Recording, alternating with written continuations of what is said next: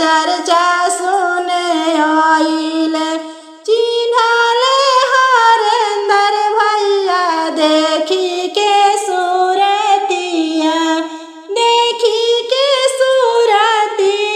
हो देखी के सूरतिया काहेलन शिव गुरु हवन सुन बहिनी बतिया दर्शन देखे नसीब बनवले हो हमार भोला जी आइले दर्शन देखे नसीब बनवले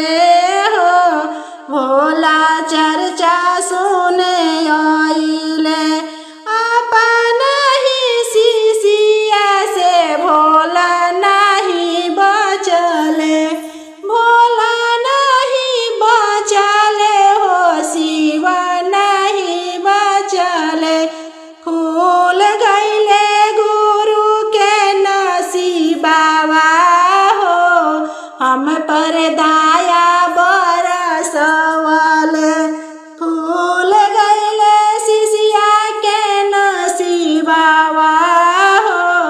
हम पर दाया बरसवले जोगिया